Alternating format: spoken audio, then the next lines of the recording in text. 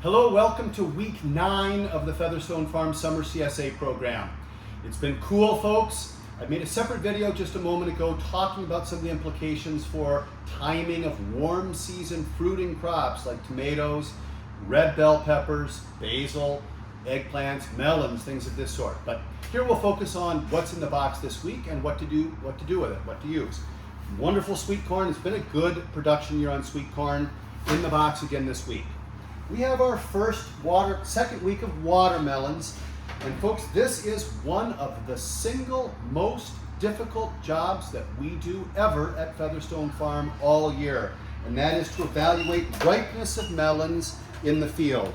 So we are really doing our very best. Please have faith in us. This one is dead ripe. This is what we want to see. Black seeds, but firm flesh in the heart. This is going to be a really good eating watermelon. This is an early variety called Cafe Belle. We are doing our best to bring them in dead ripe like this. Good eating for late summer. Really good. Really good. We have eggplants in the box. A little bit small, globe eggplants, a little bit smaller, but really nice. Small, no seeds in this guy. Great eggplant parmesan weather. We have our first week of potatoes. These are blue potatoes, folks, purples, inside and out.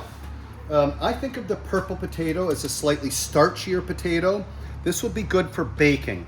I'm going to recommend that you take these, spread them with olive oil and a little bit of salt and pepper, put them right on the grill at a low heat over a gas grill, and bake them like that for 30 to 40 minutes. And they will be a starchier, more of a baking type potato. Blue potatoes, some this week may be red, but we have more blue coming next week.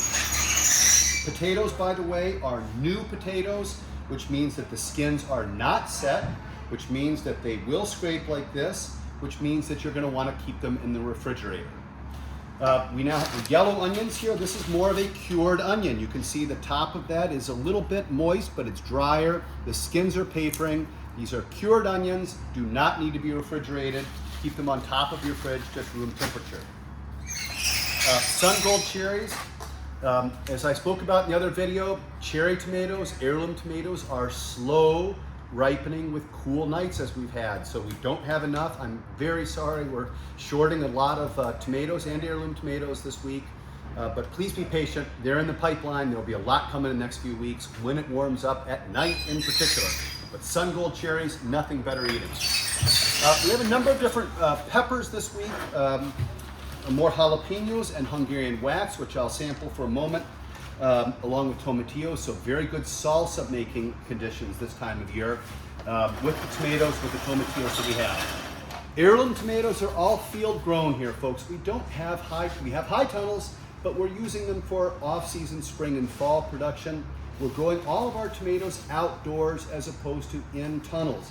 And for that reason, they're exposed to the elements, they need warm nights, and they do get sick when it rains as it did this spring. So we have a certain amount of deformities. This is called cat facing. Not a huge defect because it's a dry scab on there. It can be cut away with a knife. The rest of the fruit will still be good eating. The rest of these tomatoes, we're picking them young because greener because they don't ripen effectively when it's cool at night in the 50s. It's going to ripen better in your refrigerator than it will, it will ripen better on your counter than it will ripen in our field when it's so cool at night like this. So this tomato has got 4 or 5 more days of ripening, but it will come around and will have really good flavor. Tomatillos are in the box this week. This is a really fine one for salsas.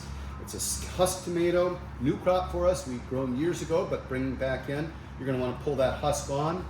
They can be parboiled and blended for a green salsa. They can be roasted on a dry stovetop for a little bit of extra flavor, and then blended for tomatillo salsa with jalapenos, with other onions, other things we've got here. Very fine salsa time of year. Kales, red and green kale, nice fat bunches, healthy. These are growing well this time of year. Kale salads if you don't want to heat up your kitchen. Basil, we have some basil, but again, not growing really effectively with the cool nights. So we've had to short some basil, but there's a lot more in the production line. Please be patient.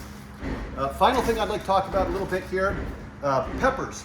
We are growing a lot of different varietals this year. We're trying some new things. Shoshito. These are, I believe, a kind of a banana pepper. This has got real heat to it, but if you cut out that pith and seeds, it will be a lot less. And what I'm going to recommend for this is a kind of a dry skillet blistering, which you can do either by cutting in half and removing the seeds and pith if you don't want the heat, or just putting that entire fruit on a dry cast iron griddle.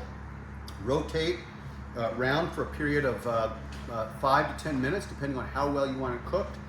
The skins will blister. They can be scraped off with a knife, or you can eat them if you prefer. But there's just nothing like a dry roasted pepper to go with a salsa, to go with a taco this time of year. Fine eating peppers should be red and green, red bell peppers, ripe in the near future.